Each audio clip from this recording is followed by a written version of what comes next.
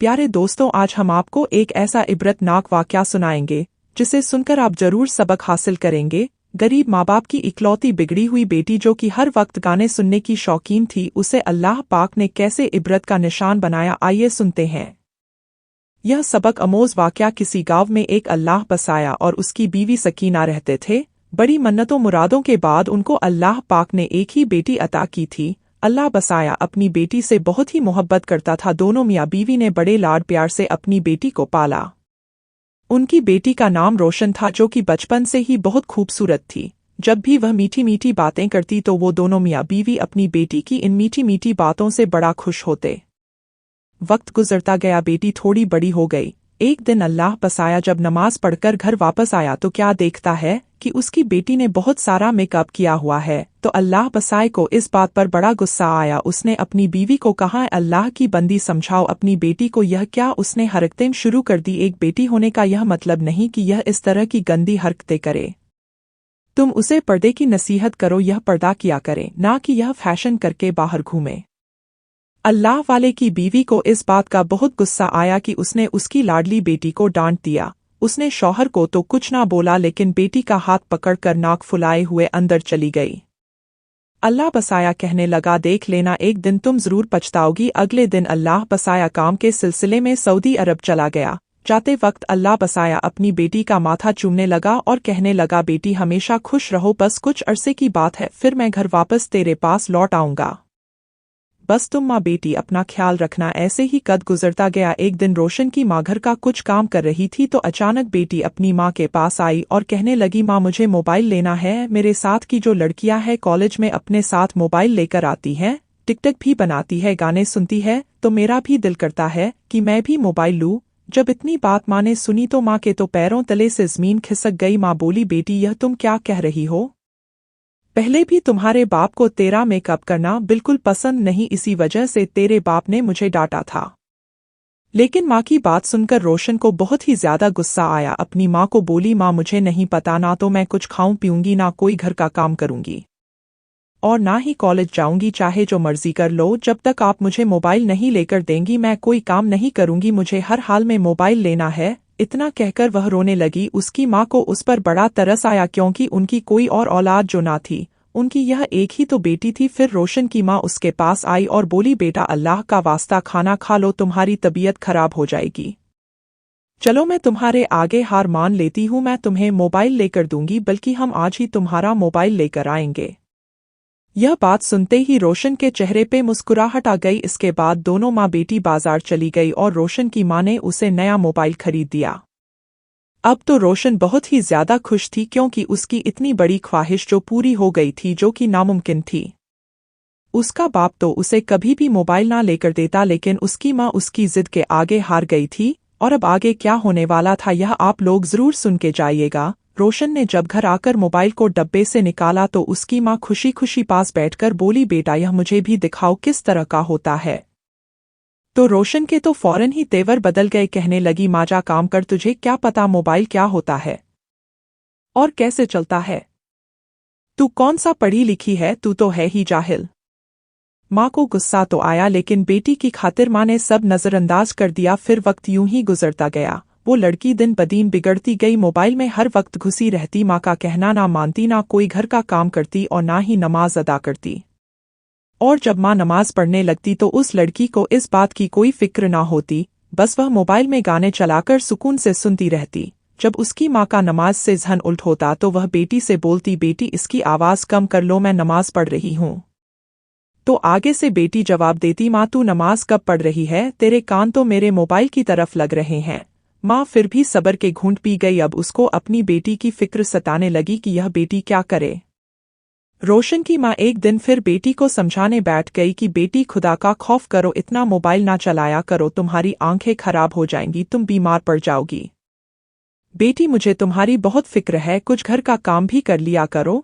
लेकिन रोशन को मोबाइल से फुर्सत ही कहाँ मिलती थी। उसने अपनी माँ को इतनी बात सुनने पर धक्का दिया और कमरे से बाहर फेंक दिया और कहने लगी कि मुझे डिस्टर्ब करने क्यों बार बार आ जाती हो, जब लाइट ऑफ हो जाएगी मोबाइल चार्जिंग पर लगाकर घर का काम कर लूंगी। उस वक्त रोशन की माँ को एहसास हुआ कि उसने कितनी बड़ी गलती कर दी और अब तो यह लड़की मेरे हाथों से निकल चुकी है। पहले तो रोशन मोबाइल पर गाने ही सुनती थी, लेकिन अब तो उसने हद ही पार कर दी। वह जिस कॉलेज में पढ़ती थी उस कॉलेज में उसके साथ एक लड़का पढ़ता था, जिसके साथ रोशन की दोस्ती हो गई और दिन रात उसके साथ काल में लगी रहती, क्योंकि वह अपना दिल उस लड़के को दे बैठी थी। वह लड़का उसे हर तरह की हरकत पर मजबूर कर रहा था और रोशन हर बात उसकी मानती जा रही थी। अब तो उसे अपनी माँ बिल्कुल भी अच्छी नहीं लगती थी। वह अपनी माँ को बर्दाश्त ही नहीं कर पा रही थी।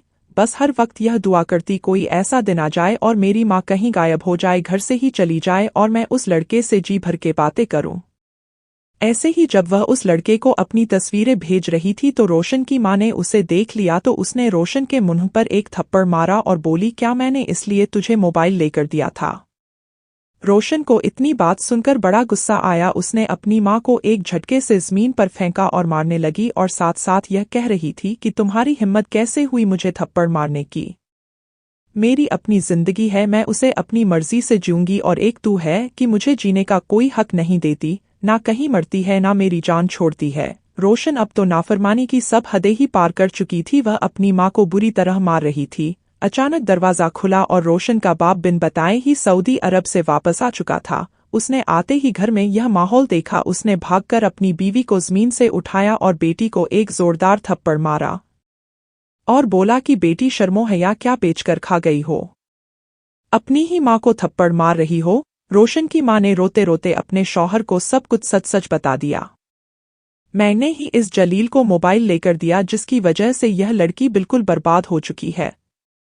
अल्लाह बसाया, कहने लगा, अब क्यों पछता रही हो? यह सारा तुम्हारी डील का ही तो नतीजा है। अभी वो दोनों मियाँ बीवी इस तरह बातें ही कर रहे थे कि बेटी पाँव पटकती हुई अपने कमरे में चली गई और जाते ही उसी लड़के को कॉल कर दी। उस लड़के ने आगे से रोशन को तसल्ली दी और माँ बाप के खिलाफ और भड़काने लगा, यह तुम्हारे कैसे माँ बाप है? तुझ पर तो जुल्म करते हैं, तुझे भी तो जीने का हक है। तू अगर मुझसे बात करती है तो क्या गुनाह करती है?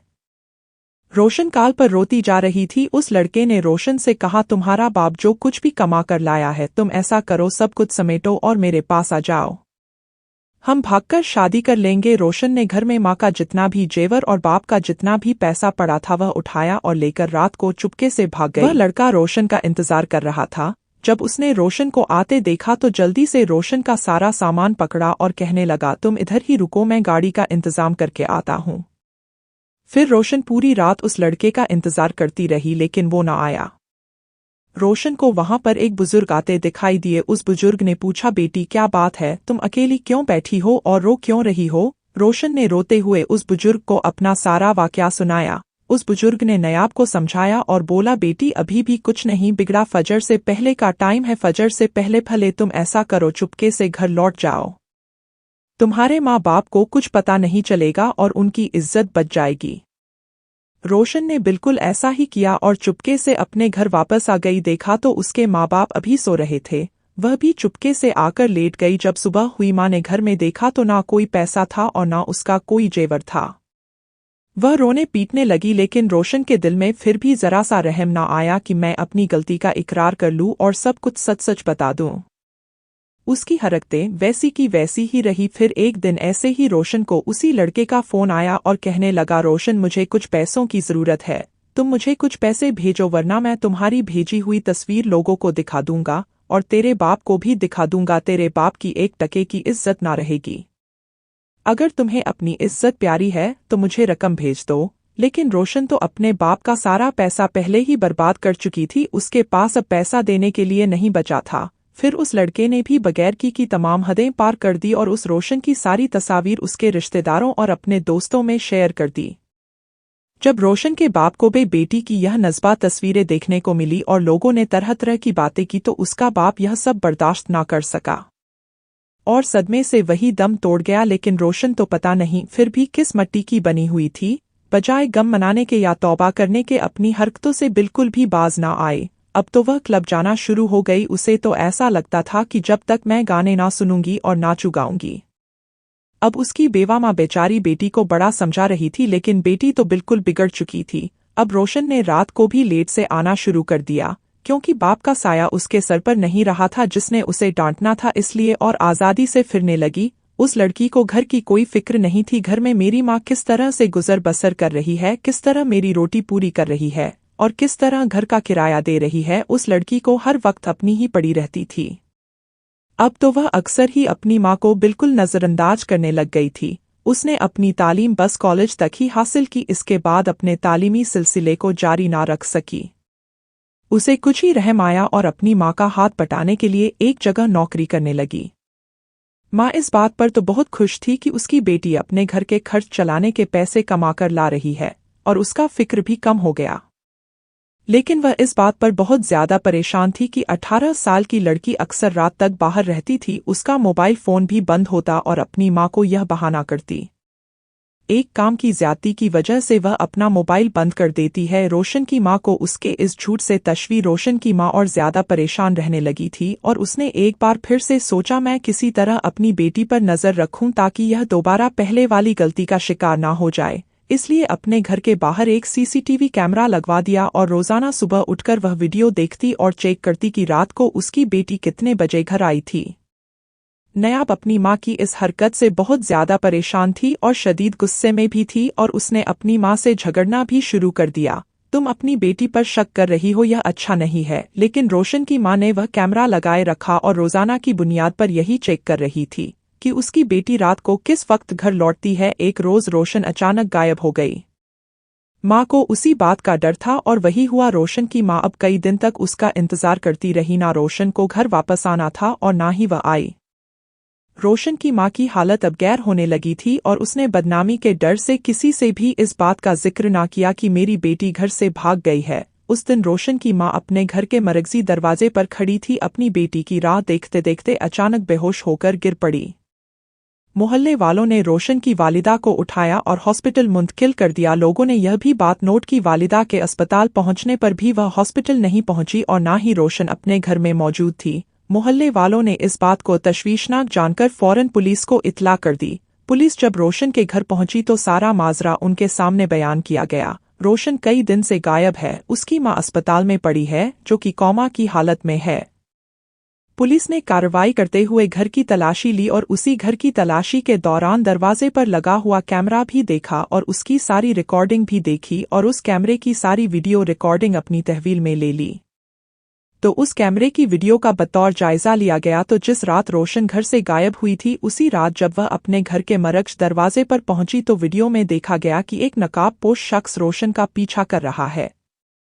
उसने रोशन को बेहोश किया और गाड़ी में डालकर अगवा करके ले गया। पुलिस ने सीसीटीवी फुटेज के मदद से गाड़ी का नंबर नोट किया और फौरन शहर भर के नाकों को इत्तला कर दी गई कि इस नंबर या इस रंग की कोई भी गाड़ी शहर में दाखिल हो या शहर से बाहर जाने की कोशिश करे तो उसको फौरन हिरासत में लिया जाए। जब उस गाड़ी का मालिक पकड़ा गया तो उसने बताया कि फला शख्स से गाड़ी ली थी। आखिरकार पुलिस तलाश करते करते अगवाका तक पहुंच गई और उस अगवाका को तलाश किया और तफ्तीश का आगाज कर दिया। उसकी माँ 2 माह से कोमे की हालत में पड़ी थी, ना जिंदगी का आलम था और ना ही मौत का। रोशन की हालत बहुत गैर हो चुकी थी। जिन लोगों ने उसे अगवा किया था वह लोग उसे गलत काम के लिए बोलते थे। रोशन जब राजी ना होती तो वह लोग रोशन को बहुत मारते थे। रोशन को मालूम हो गया था कि वह बहुत मुसीबत में पड़ चुकी है। अब यहाँ से निकलने का कोई रास्ता नहीं। अगवाकरों को रोशन का पता उस लड़के ने ही दिया था जिससे रोशन फोन पर बातें करती थी। उस लड़के ने अगवाकरों से भारी रकम वसूल करके रोशन का पता दे दिया। यह अगवाकार रोशन को दुबई भेजने वाले थे और रोशन जाने के लिए तैयार नहीं थी। वह जानती थी कि दुबई में जान व उसके मुंतज होंगे जो उसको नोच कर खाएंगे। वह समझ गई थी उसकी खुद सिरी और नाफरमानी ने उसे आज यह दिन दिखाया था। उन लोगों ने रोशन को इतना मारा था कि वह जख्मों की ताब बहुत ज्यादा दिन तक ना ला सकी और अस्पताल में ही दम तोड़ गई। उसकी माँ अभी भी कोमे में थी, वह बेहोश थी। उसकी माँ को पता भी नहीं था कि उसकी अकल की औलाद इस दुनिया से रुखसत हो चुकी है। अब मोहल्ले वालों ने रोशन के कफन दफन का बंदोबस्त करना था, क्योंकि रोशन की मयत बिल्कुल लावारिस पड़ी हुई थी। उसका बाप नहीं था और उसकी माँ बेहोश थी, तो अब अहले मोहल्ला की यह जिम्मेदारी बनती थी कि वह उसके कफन दफन का इंतजाम करे। मोहल्ले की औरतों ने रोशन को गुस्ल दिया तो उसी वक्त गुस्ल देते ही रोशन के जिस्म से अजीब बदबू उठने लगी। गुस्ल देने वाली औरतें तौबा तौबा करते हुए गुस्ल दे रही थी। जब वह वहां से बाहर निकली और बाहर खड़े मर्दों से कहा, मयत में से इतनी बदबू आ रही है, आप लोग ऐसा करो बगैर गुस्ल के ही इसको दफन कर दो, क्योंकि कोई भी इंसान इस बदबू में खड़ा नहीं हो सकता। मोहल्ले के मर्दों ने उन औरतों को समझाया, यह सवाब का काम है, वह जैसी भी थी तुम लोगों का फर्ज बनता है उसे गुस्ल दो। वह मुसलमान लड़की थी, बेशक वह नाफरमान थी अपने वालिदैन की। उसने अपनी जिंदगी में बहुत गुनाह किए थे, लेकिन हम यह गुनाह नहीं कर सकते बगैर गुस्ल के उसे दफना दे। आप लोग थोड़ी सी हिम्मत करें, मुंह पर कपड़ा रखकर उसको गुस्ल दे दे। हमें अपना फरीज़ा सही तरीके से अंजाम देना है। उसकी मयत लावारिस है और बहैसियत एक मुसलमान हमारा फ़र्ज बनता है हम उसके कफन दफन का इंतज़ाम करें। अगर हम उसको बगैर गुस्ल के दफना देंगे तो क़यामत के दिन अल्लाह ताला हमसे भी सवाल करेगा। मोहल्ले के मर्दों ने उन खवातीन को खुदा का खौफ दिलाया तो उन खवातीन को एहसास हुआ और उन्होंने मुंह पर कपड़ा डालकर रोशन को गुस्ल दिया। औरतों का काम तो यहीं पर मुकम्मल हो गया। अब मर्दों की बारी थी। उन पर एक अजीब आजमाइश आ गई थी। जैसे ही उन्होंने रोशन की मयत को उठाया तो चारपाई इतनी भारी हो गई कि उनसे उठाई ही ना जाती थी। सब बहुत परेशान थे। अचानक से बारिश शुरू हो गई। दोपहर का वक्त था और सब लोग बारिश के थमने का इंतजार कर रहे थे ताकि उसको सही तरीके से दफना सके। दोपहर से रात हो गई। बारिश अब तूफानी बारिश में तब्दील हो चुकी थी और बाहर का मौसम ऐसा था कि कोई भी इंसान इस मौसम में बाहर निकलकर रोशन की तदफीन नहीं कर सकता था। सब लोग परेशान थे। 3 दिन मुसलसल बारिश होती रही और इतनी ज्यादा बारिश हुई मुमकिन ही नहीं था कि कोई बाहर निकले। मजबूरन सबने यह फैसला किया इमाम साहब से बात की जाए। अहले मोहल्ला ने इमाम साहब से बात की कि अब क्या किया जाए। न दिन से लड़की की मयत पड़ी हुई है और मयत में इतनी ज्यादा बदबू हो गई है कि हम इसके करीब भी नहीं जा रहे। आप ही कोई हल निकाले, आपको दीन का ज्यादा पता है। इमाम साहब ने कहा, मौसम तो खराब है और रात का वक्त है, लेकिन हर हाल में आज रात इस बेचारी को दफना दो। अहले मोहल्ला ने क्षत्रियों और टर्च लाइट का ज्यादा इंतजाम करके उसकी मयत को उठाया। बहुत मुश्किल से उसकी मयत उठी। जैसे ही कब्रिस्तान पहुंचे तो बारिश तेज बरस रही थी और जो रोशन की पृथ्वी पूरी की पूरी पानी से भर चुकी थी। वो लोग परेशान हो गए और दोबारा से गोरख ने दूसरी जगह कब्र खोदने शुरू की, लेकिन वो कब्र 6 भी बारिश की वजह से पानी से भर जाती। वो लोग आधी रात तक इसी कशमकश में रहे। आज किसी भी हाल में रोशन की मयत को दफनाना है, वरना उसकी मयत से बीमारियां फैलने का अंदेशा था। इतने में वहीं पर एक शख्स आया और उसने कहा कि एक बात कहूं, बुरा ना मनाना, लेकिन मैंने एक ख्वाब देखा है कि रोशन को हम उसके मोबाइल और उसके सिंगिंग सिस्टम के साथ दफना रहे हैं। तभी उसे कब्र में जगह मिल रही है। जब उस शख्स ने अपना यह ख्वाब सबको बताया तो सब परेशान हो गए कि आखिर कैसे रोशन को इन सब चीज़ों के साथ दफनाया जाए। लेकिन उस शख्स ने कहा कि उसको सिर्फ सच्चे ख्वाब आते हैं और हकीकत भी यही थी। वह अल्लाह का बहुत ही नेक बंदा था। लोगों ने सोचा कि हम उस अल्लाह के बंदे की बात पर अमल करके देखते हैं, क्या पता उसको ज़मीन में जगह मिल जाए। लोग उसके घर से उसका मोबाइल और उसका सॉन्ग सिस्टम उठाकर लाए और रोशन की मयत के ऊपर रख दिया। फिर एक और जगह उसकी कब्र खोदी गई। अब पानी थोड़ा कम हो चुका था, बारिश थम चुकी थी और बड़ी मुश्किल से रोशन को जगह मिली। रोशन को कब्र के अंदर रखा गया और कब्र में ही उसका मोबाइल और उसका सॉन्ग सिस्टम भी रखा गया। सबको बहुत अजीब लग रहा था, लेकिन सबको लग रहा था यह उसकी इबरत का वक्त है। जिन चीज़ों से उसने ज़िंदगी में मोहब्बत की और उन चीज़ों की वजह से उसने वालिदैन की नाफरमानी भी की, उनको तकलीफ दी, तो यह चीज़ें वह दुनिया में छोड़कर नहीं जा सकती। उसे उन्हीं चीज़ों के साथ कब्र में दफना दिया जाए ताकि उसको एहसास हो उसने दुनिया में क्या कमाया और क्या नहीं। फिर अचानक ही एक शख्स की चीख बुलंद हुई। उसने कहा, देखो इस लड़की की जुबान बाहर आ गई है और उसके कानों से कीड़े निकलने लगे हैं। यह मंजर इस कदर खौफनाक था, वहां पर तमाम मौजूद लोग चीखने लगे, चिल्लाने लगे। उन्होंने कहा, इसको तो मिट्टी डालने से पहले ही इस पर अजाब नाजिल हो चुका है। जल्दी करके इस पर मिट्टी डाल दो और यहाँ से भाग चलो, ऐसा ना हो कि इसका अजाब हम सबको लपेट में ले ले। अहले मोहल्ला ने उसकी कब्र पर मिट्टी डाल दी और फौरन से वहां से भाग निकले। औरतें तौबा अस्तगफार पढ़ने लगी। इमाम साहब से जब इस बात का जिक्र किया तो इमाम साहब ने रोशन की मगफिरत के लिए कुरान खानी रखवाया और सबने 3 दिन तक रोशन की मगफिरत के लिए दुआ की।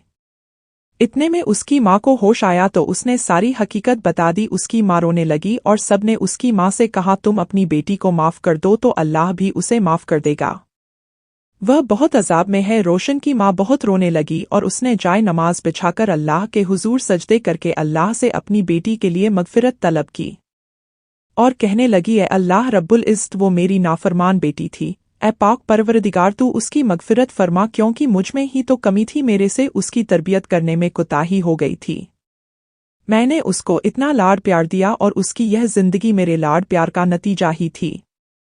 जो बुरी गुजरी जब उसकी माँ ने उसको माफ कर दिया तो फिर इमाम साहब ने कहा, तुम लोग रोशन की कब्र कुशाई करो और वह सॉन्ग सिस्टम और मोबाइल वहां से निकाल दो। यह सही तरीका नहीं है, इस तरह मैयत को नहीं दफनाना चाहिए था। तुम लोगों को पहले मुझसे यह बात पूछ लेनी चाहिए थी।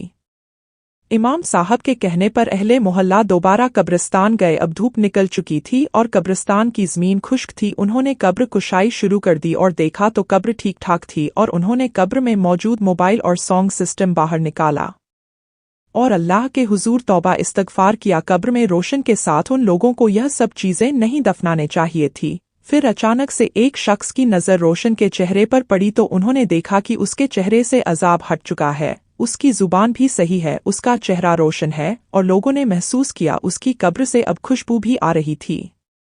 वापस आकर उन्होंने इमाम साहब से यह माजरा बयान किया तो इमाम साहब ने कहा यह उसकी माँ की दुआ थी जो कबूल हो गई, क्योंकि माँ की दुआ को जन्नत की हवा इसलिए कहा जाता है जब वह औलाद को लग जाए तो जन्नत की हवा की तरह ही लगती है। और रोशन को उसकी माँ की दुआ लग चुकी थी। अहले मोहल्ला ने फिर से कुरान ख्वानी की और रोशन की मगफिरत के लिए दुआ की और सबने अल्लाह से माफ़ी मांगी कि उन्हें कब्र